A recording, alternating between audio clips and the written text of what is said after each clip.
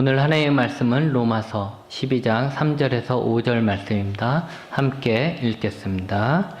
내게 주신 은혜로 말미암아 너희 각 사람에게 말하노니 마땅히 생각할 그 이생의 생각을 품지 말고 오직 하나님께서 각 사람에게 나누어 주신 믿음의 분량대로 지혜롭게 생각하라.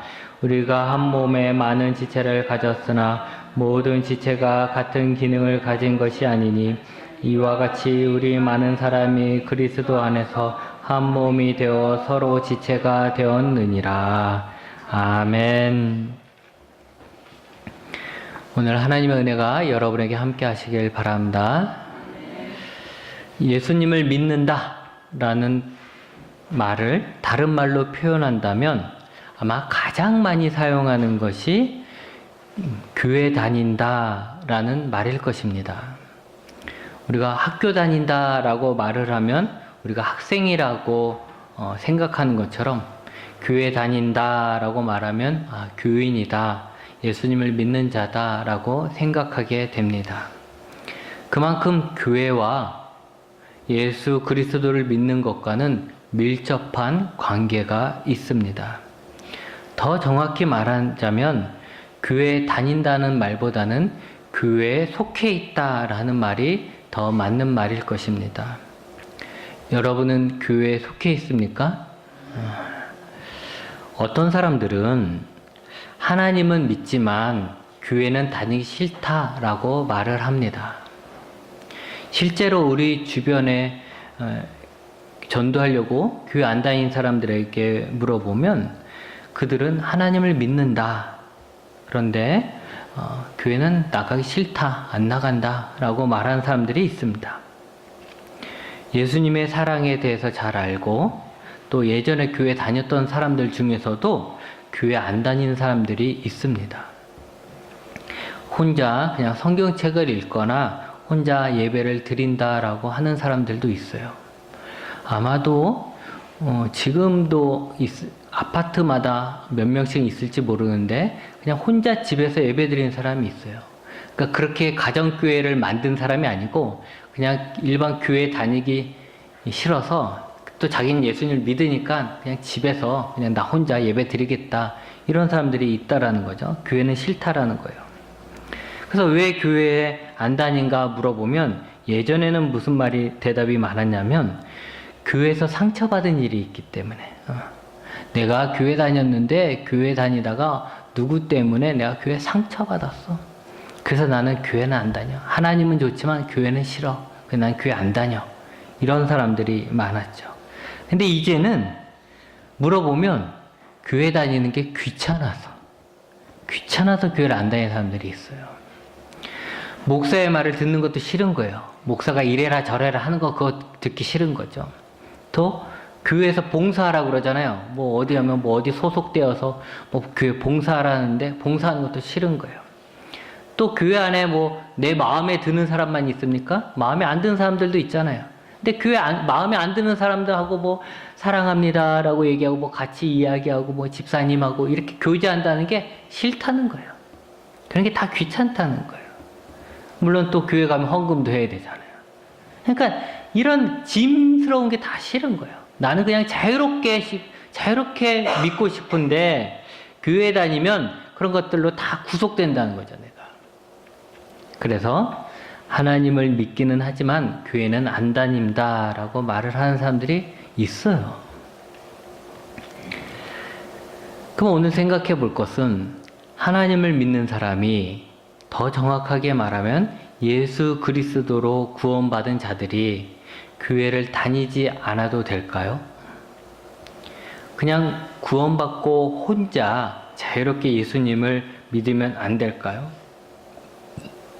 꼭 교회라는 곳에 속해 있어야만 하는 것일까요? 여러분, 예수 그리스도로 말미암아 구원받은 자들, 하나님의 은혜로 의롭다라고 인정받은 자들의 삶에 대한 이야기가 로마서 12장부터 나온다라고 지난주에 말씀을 드렸습니다. 그리고 그 첫 번째가 구원받은 자가 어떻게 살아야 합니까? 라는 그 첫 번째가 뭐냐면 너희 몸을 하나님께 드리라는 거였죠. 너의 몸을 하나님께 드리라. 내가 예수님을 믿지 않다가 예수님을 믿는 것, 내가 구원의 확신을 갖는 것은 어느 한 순간입니다. 물론 그 전에 많은 이렇게 준비 작업이 있었을는지도 몰라요. 그러나 어쨌든 간에 내가 예수님을 확 믿게 되는 것은 어느 한 순간이에요. 어느 때 한 순간이라는 거죠. 그래서 예수님을 믿기 전, 예수님을 내가 만약에 오늘 내가 예수님 믿었다 하면 오늘 예수님을 믿기 전의 삶은 어떤 삶이었는지 그렇게 중요하지 않아요. 그 전의 삶이 사람들에게 자랑할 만한 삶이었던지 아니면 사람들에게 부끄러운 삶이었던지 예수님을 믿기 전의 삶은 사실 하나님 앞에서 보았을 때 다 죄인된 삶이었던 거예요. 그래서 그게 중요하지 않아요. 근데 중요한 것은 우리가 예수님을 믿었을 때라는 거죠. 그때부터죠. 우리가 예수님을 믿고 구원을 얻게 됩니다. 구원은 하나님의 전적인 은혜라고 했어요. 하나님이 거저 주시는 선물이에요. 우리가 선물 받을 자격이 있어서 받은 것이 아니라 하나님이 우리를 사랑하셔서 우리에게 주고자 했기 때문에, 너무나도 주고자 하셨기 때문에 우리가 구원이라는 선물을 덥석 받게 되는 거죠. 우리가 구원이라는 선물을 받기 위해서 우리가 나름대로 자격증 따는 거 없어요. 노력하는 거 없다는 거죠. 성경을 10번 읽어야 하나님이 그런 선물을 주는 게 아니에요. 그런 조건이 없어요. 단지 주시는 것을 받은 것뿐이에요. 그런데 문제는 그 다음이에요. 구원이라는 선물을 받기까지 사실 우리 의지적으로 우리가 애쓰고 힘쓰는 부분은 없어요. 그런데 우리가 그 구원의 선물을 받고 난 다음에 우리는 변해야 한다는 거예요. 변해야 된다. 구원이라는 선물을 받았으면 이제는 우리는 과거 받기 전처럼 살 수는 없고 이제 받고서 새로운 삶을 살아야 된다는 거예요. 그것은 결국 우리 삶이 지금까지 살아왔던 삶과 다르게 변해야 된다는 거죠. 구원이라는 것은 너무나도 큰 선물이기 때문에 마치 받지 않은 것처럼 그렇게 살 수가 없어요. 숨기고 살 수가 없다는 거죠. 나 구원 안 받았어 이러면서 살 수가 없다는 거예요. 구원받은 자들은 그의 몸을 하나님께 드려야 합니다. 우리의 몸을 하나님께 드리기 위해선 우리의 결단, 노력, 의지가 필요한 거예요. 그리고 또 그렇게 삶을 살기 위해선 우리에겐 지혜와 인내가 필요하게 되는 겁니다. 구원받기 전까지 내 삶 속에 힘쓰고 애쓰지 않아도 됐어요. 그런데 이제 구원받고 난 다음부터는 우리는 힘쓰고 애쓰는 삶을 살아야 한다는 거죠.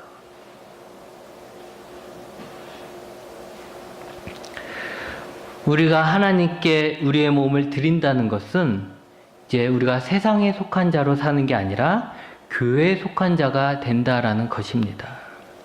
그리고 세상을 위해 사는 자들이 아니라 교회를 위해 사는 자들이 되는 거예요. 그럼 교회는 무엇인가?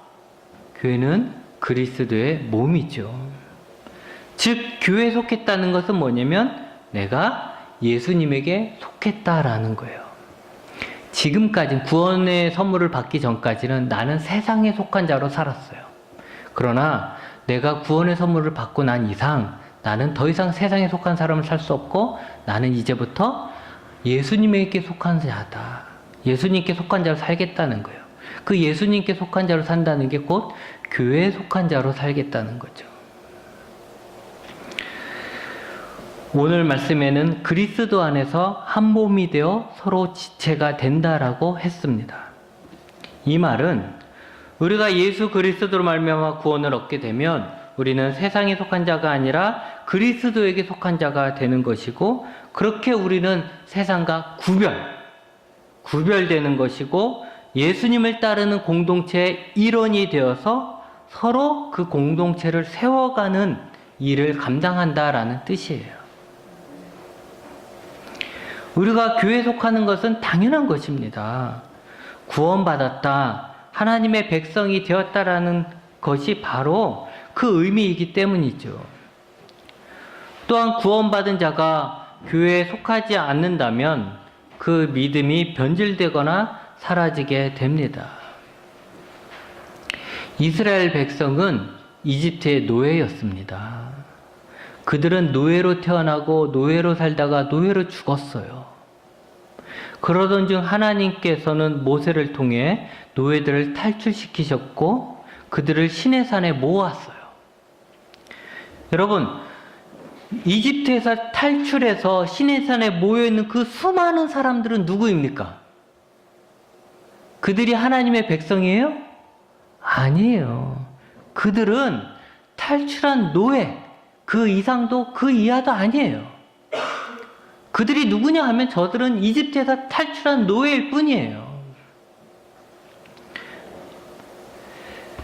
그들이 하나님과의 언약을 맺게 되고 그래서 그들이 하나로 묶여지고 그러므로 인해서 세상과 구별됨으로 드디어 그들이 하나님의 백성인 이스라엘이 되는 것입니다.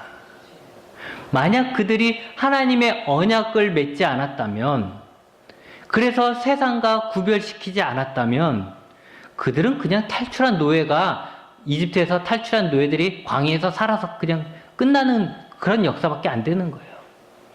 그런데 탈출한 노예들을 하나님께서 하나님의 백성으로 삼으셨죠. 그게 언약이죠. 그랬기 때문에 이젠 더 이상, 어제까지는 탈출한 노예였지만 오늘부터는 뭐가 되는 거예요? 그 탈출한 노예들이 하나님의 백성 이스라엘이 되는 것입니다. 우리가 교회에 속하지 않는다면 우리는 탈출한 노예에서 벗어나지 못합니다. 우리가 교회에 속하지 않는다면 우리는 하나님의 자녀, 하나님의 백성, 그리스도인, 예수님의 제자라는 이런 특별한 신분을 가질 수가 없습니다. 어떤 사람들은 교회를 가볍게 여기는데, 교회는 그리스도의 몸으로서 우리가 그리스도인이라는 정체성을 확인시켜주고 그리스도인답게 살 수 있도록 지혜와 용기를 주는 것입니다. 또 교회를 통해서 우리는 하나님의 일을 할 수 있는 것이고 궁극적으로 이 땅에 하나님의 나라를 세워가는데 함께 힘을 모으는 것입니다. 교회가 없다면 우리가 어디서 그렇게 하겠어요? 어떻게 그렇게 하겠어요? 그리스도인이 교회를 부정한다면 그건 자기 부모나 자기 나라를 부정하는 것과 같은 것입니다. 교회를 부정하는 그리스도인은 곧 자기 자신을 부정하는 것과 같은 거예요. 구원받은 자는 그리스도의 몸인 교회의 지체가 됩니다. 지체라는 게 뭐예요? 이런 우리 몸에 있는 많은 지체, 이런 거 같은 거죠. 손, 발, 눈, 발가락, 손가락, 어깨, 이런 거, 귀, 이런 것들이 지체잖아요. 이런 많은 지체는 자기 자신을 위해 존재하지 않습니다. 여러분 생각해 보세요. 손이 손을 위해서 존재할까요? 그렇지 않아요. 여러분의 눈이 여러분의 눈을 위해서 존재하나요? 그렇지 않아요. 이 지체는 자기 자신을 위해 존재하지 않는 거예요. 또 독립적으로 존재하지 않아요. 손만 딱 잘라놓으면 손만 살아서 움직이나요? 그렇지 않아요. 그쵸? 우리의 눈을 딱 빼면 눈만 살아서 움직이나요? 안 그래요. 지체는 독립적으로 살아가지를 못합니다. 각 지체들은 다른 지체를 돕게 되어 있는 거예요. 그리고 다른 지체의 도움을 받아야 합니다. 눈에 뭐가 들어가면 어떻게 됩니까? 눈이 스스로 해결하나요? 못해요. 그랬을 때는 손이 움직이죠. 손이 움직여서 눈에 들어간 걸 닦아내든지 하든지 하는 거예요. 그러니까 우리가 지체라는 말의 표현을 보면 그런 거라는 거죠.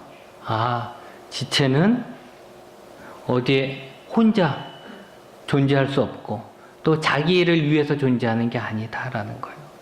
서로가 서로를 도와주고 또 도움을 받게 되는 것이고, 그렇게 함으로써 몸을 보호하고 키워가는 역할을 하게 되는 거죠. 마찬가지로 우리가 지체라고 하는 것은 우리 혼자서는 신앙을 지킬 수가 없다는 거예요. 나 혼자 신앙을 지킬 수 있다면요, 얼마나 좋겠어요. 근데 나 혼자 신앙을 지킬 수가 없어요. 그래서 우리는 서로 도우며 살아야 하는 거예요. 그것을 뭐라고 그럽니까? 봉사라고 하는 거예요. 봉사. 교회 안의 봉사. 그런데 이게 남을 위한 봉사이지만 결국 그것은 나를 위한 봉사이고 그리스도를 위한 봉사입니다. 내가 교회 안에서 누군가를 도와준다면, 내가 교회 안에서 어떤 일을 감당한다면 그게 남을 위해서 다 하는 것 같지만 결국은 그게 나를 위해서 하는 것이고 하나님을 위해서, 하나님의 교회를 위해서 하는 것이라는 거죠.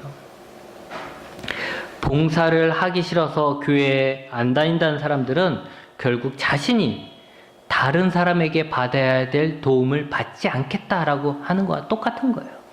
내가 이 손이 맨날 보니까 나만 일하는 것 같아. 에이 싫어. 그래서 나도 그냥 나 독립할래 하고 손이 딱 잘라져서 자기가 나갔어요. 그러면 손은 다른 일을 안 해도 되겠지만 다르게 얘기하면 다른 지체의 도움을 받을 수가 없는 거죠. 자기는 도움을 받아야 사는데 받지 못하는 거예요. 그러니까 그 신앙이 병들고 죽을 수밖에 없는 거죠. 우리가 봉사를 할 때 오늘 말씀해 보니까 결국 어떤 봉사를 어떻게 하느냐, 이것은 하나님이 주시는 은사대로 한다라고 했어요. 하나님 주시는 은사. 은사라는 것은 하나님의 일을 감당할 수 있는 능력을 얘기하는 거죠. 내가 그 일을 감당할 수 있는 능력을 하나님이 주신다는 거예요. 그렇다면 여러분 생각해 보세요. 내가 교회 봉사를 하기 위해서 필요한 은사를 하나님이 주신다고 한다면 우리가 교회에서 봉사하는 것은 어떤 목사의 부탁이 아니고 하나님이 주시는 사명이 되는 것이죠. 왜냐하면 그 일을 할 수 있는 힘을 하나님이 주시는 것이기 때문에 그런 거예요. 만약에 목사가 시키는 일을 하는 거라면 목사가 그 힘을 줘야 되겠죠. 근데 목사는 그 힘을 줄 능력도 없고 아무것도 없어요. 그 일을 감당할 수 있는 능력은 오직 하나님이 주시는 거예요. 그렇기 때문에 봉사는 내가 하고 싶어서 하는 것도 아니고 목사가 시켜서 하는 것도 아니고 결국은 하나님께서 나를 시키시는 거예요. 그래서 내가 그 일을 하는 거죠. 그렇기 때문에 봉사할 때는 목사님이 시켜서 이거 해, 이게 아니라 내가 하나님의 일을 한다라는 거예요. 이렇게 하나님이 우리에게 주신 사명을 잘 감당하는 것이 우리의 몸을 하나님께 드리는 삶으로 사는 것입니다. 은사는 하나님이 주시는 것이기에 자랑할 것이 없습니다. 은사에는 더 높고 낮음이 있을 수가 없는 거죠. 은사라는 건 다 다르고 다 다른 이유가 다 필요하기 때문에 그래요. 다 교사할 수 없고 다 무슨 할 수 없어요. 다 각자가 필요한 것이 얼마나 많은데 각자가 흩어져서 서로 다른 은사를 맞춰서 봉사를 해야 되는 거죠. 여러분 교회에서 봉사하실 때 하나님의 일을 한다라는 자부심을 가지시기 바랍니다. 뒤에서 보이지 않는 봉사일 수도 있고 단순한 봉사일 수도 있어요. 그러나 그렇다고 해서 내가 하는 봉사가 더 낮은 그런 봉사는 아닙니다. 반대로 봉사를 한다고 해서 우쭐대거나 하나님께 어떤 보상을 받으려고 하지 마셔야 합니다. 우리가 교회에 봉사를 하는 것은 하나님이 우리를 구원하셨기에 하는 것입니다. 이미 우리는 하나님께 놀라운 선물을 받은 거예요. 그리고 하나님을 위해 봉사한다고 하지만 실제로는 그 봉사를 통해서 우리가 하나님의 일을 하는 것이고 우리 자신의 믿음이 더 자라게 되는 것입니다. 예전에 부목사 시절에 이런 일이 한 번 있었습니다. 한 청년이 임용고시를 준비하고 있었어요. 그러면서도 그 청년은 교회 안에서 많은 일을 하고 있었습니다. 재능이 참 많았어요. 열심도 있었고. 그래서 많은 일을 했죠. 주일학교 교사였어요.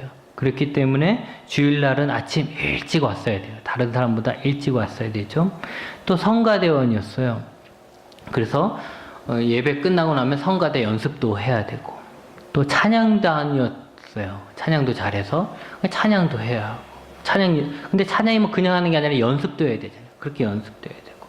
또 청년의 임원이었습니다. 그러니까 토요일날 밤늦게까지 청년의 임원 모임하고 그렇게 했어요. 그리고 그 교회는 주일 예배가 끝나면 온 성도들이 청소를 했어요. 구역을 맡아갖고 청소를 했어요. 그러니까 그 청년은 적어도 토요일부터 나와서 주일까지, 늦게까지 계속 교회에서 봉사를 한 거예요. 근데 그 청년이 어느 날 저를 찾아와서 얘기하는 거예요. 목사님, 봉사를 좀 빼주세요. 이러는 거예요. 봉사를 빼달라. 공부도 해야 하는데 교회 사역이 너무 많아서 힘들다라는 거예요. 그래서 제가 그럴 수 있겠다 싶어서 예배엔 빠지지 말고 좀 쉬라고 했습니다. 그것이 그 청년을 위한 일이라고 저는 생각했죠. 근데 그 청년은 결국 교회를 떠나고 말았어요. 그래서 저는 충격을 받았어요. 아니, 교회 봉사가 너무 힘들어서 빼달라고 해서 빼줬는데 왜 그러면은 이제 좀 하는 일이 없어졌으니까 더 열심히 교회 나올 것 같았는데 교회를 떠나버린 거예요. 그래서 제가 깨닫게 되는 거예요. 이게 그런 게 아니구나 라는 거죠. 하나님에 대한 은혜를 잊어버리고 하나님이 주신 사명이라는 생각을 잊어버리면 봉사가 자신의 훈장이 되는 것입니다. 그렇게 자신의 훈장이 되면 나는 교회에서 이것도 하고 저것도 하고 저것도 해 이런 훈장이 돼버리면 내가 얼마나 이 교회에 큰 힘이 되는지 내가 얼마나 헌신하는지 자랑하고 싶어져요. 여러분 훈장 상을 받았어 봐. 그거 자랑하고 싶잖아요. 그러니까 당연히 자랑하고 싶어져요. 또 거기에 합당한 대우를 받고 싶어요. 난 이렇게 훈장 단 사람이니까 사람들이 나를 좀 존경해야 돼. 이런 마음을 갖게 된다는 거죠. 그리고 자기가 원하는 만큼 누군가로부터 인정을 받지 못하게 되면 어떻게 돼요? 화가 나는 거예요. 그리고 그 전까지는 그냥 즐겁게 했던 일들이 이젠 짜증이 나는 거예요. 그러면서 이제 하나님의 일을 하면서 불평하게 되고 화를 내는 이상한 일들이 생기게 되는 것이죠. 봉사가 하나님께 구원받은 자로서 하나님께 몸을 드리는 헌신의 자세로 하는 것이 아니라 하나님을 위해, 교회를 위해 나 자신이 큰 인심 쓰는 것처럼 되어버리면 자기가 힘들 때, 일하기 싫어질 때 벗어버리고 싶은 무거운 짐이 되는 거예요. 하나님의 일을 하면서도 즐거움이 없는 거죠. 그 청년은 자신이 교회를 위해 큰 봉사를 한다고 생각했었지만 봉사가 그를 교회에 붙어있게 만들어준 것입니다. 여러분, 하나님이 나를 구원하셨고 하나님이 나에게 봉사할 수 있는 은사를 주시고 하나님께 감사한 마음으로 봉사를 한다면 그리고 봉사하는 것이 일방적인 나만의 희생이 아니라 다른 사람들은 다른 봉사를 통해서 서로가 서로를 돕는다는 것을 안다면 내가 봉사한다고 자랑할 것이 없습니다. 내가 하는 봉사를 안 알아준다고 속상해할 것도 없습니다. 봉사의 대가를 바라지도 않는 거죠. 당연히 구원받은 자로서 내가 하나님을 위해서 하는 것은 지극히 당연한 거예요. 봉사한다고 그게 우쭐댈 게 전혀 아니라는 거죠. 오히려 봉사할 수 있는 은사를 내게 주신 하나님께 감사해야 되는 것이죠. 그냥 묵묵히 오늘도 하나님 주신 은사를 따라 사명을 따라 하나님께 충성하는 그것으로 된 것입니다. 다른 사람이 봉사를 하든지 안 하든지 다른 사람이 좀 더 쉬운 것을 하든지 안 하든지 전혀 신경 쓸 필요 없어요. 그 사람은 그 사람하고 하나님과의 관계 속에서 그렇게 하는 것이고 나는 나와 하나님과의 관계 안에서 내가 하나님께 충성을 하는 것입니다. 제가 생각을 해봤습니다.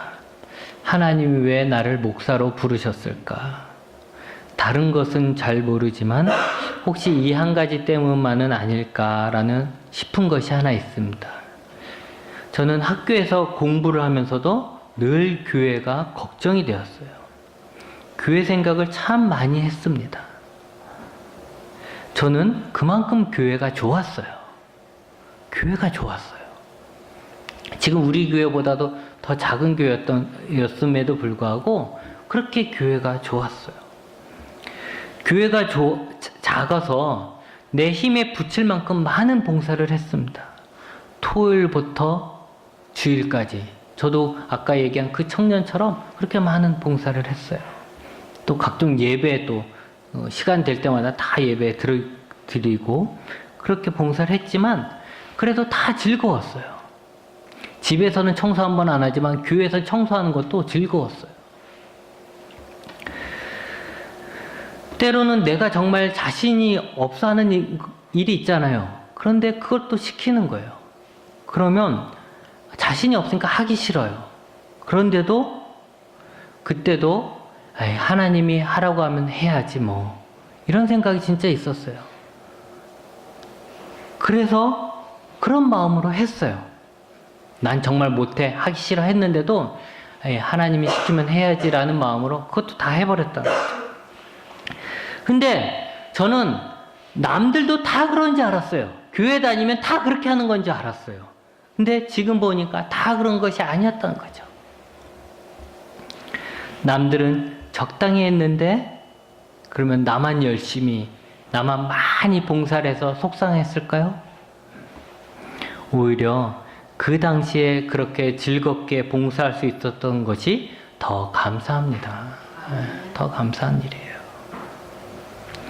제가 하나님을 좋아하고 교회를 좋아해서 목사로 부르신 것은 아닌가 싶습니다. 여러분, 내가 너무 많은 시간을 들여서 많은 봉사를 하고 있다라고 생각된다면 그것이 사실이라기보다는 여러분의 신앙에 병이 드는 것이에요. 여러분, 우리는 하나님께 우리 몸을 드린 자잖아요. 예수를 위해 죽을 수도 있어야 되는 자들이잖아요. 그런데 우리가 교회에서 봉사하는 그 시간이 너무 하나님 앞에 많이 드리는 것 같아 라고 말한다는 것 자체가 우리 신앙에 벌써 병들었다라는 거죠. 하나님의 은혜로 구원받은 내가 교회에 속해 있고 교회 한 일원으로서 봉사를 함으로 나의 역할을 충실하게 이행하고 교회를 세워가는 데 쓰임을 받는 것이 큰 축복임을 믿으시기 바랍니다. 기도하시겠습니다.